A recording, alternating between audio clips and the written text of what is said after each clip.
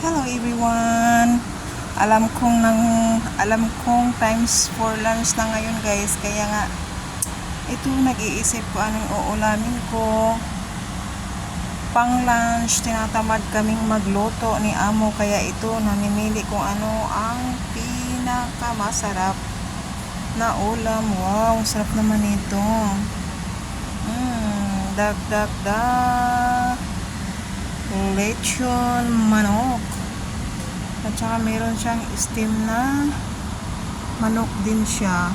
Yung yellow manok yan guys. Yung malaki naman, yung duck, yun. Lechon nga duck. O diba, ang sarap. Buwangga. Meron naman dito, anong klase ito? Ito yung tinatawag na chashu or barbecue pork. Masarap din yan. Pero nasobrahan sa apoy. Masarap din naman to. Ganito is masarap yan. Yan, ito nakapak na to guys. Oh. Duck ito eh. Yan, masarap yan. Ang gustong-gusto ko nito kainin itong itong balat na to. Cholesterol to, pero ang sarap niyan. Yung iba ayaw nila kumain kasi may amoy daw. Pero para sa akin, okay lang naman ang lasa. Lalo na ito. Ano to eh? Nakin to eh. O see? Sarap ng nakin. Nakakatakam. Ayan pa guys. Maraming pagpipilian. Pili na kayo. Pang ulam natin ng lunch. O diba? Ang sarap. Sa mga tinatamad dyan magluto. Bili-bili na tayo ng pang ulam.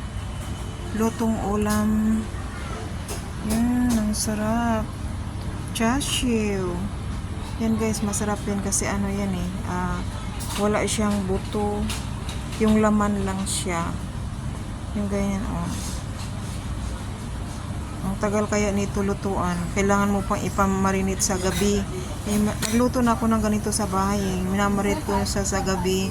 Nilagyan ko na, may special sauce niyan, ang pangalan chashu sauce.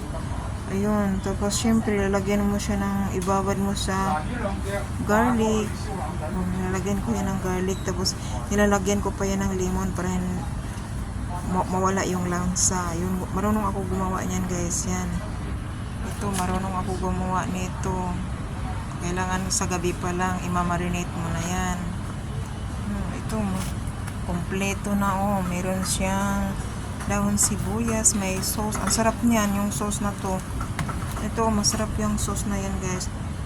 Sobrang sarap yan. Lalo na ngayon. Kaya, yan na yan. Thanks for watching. Bye bye.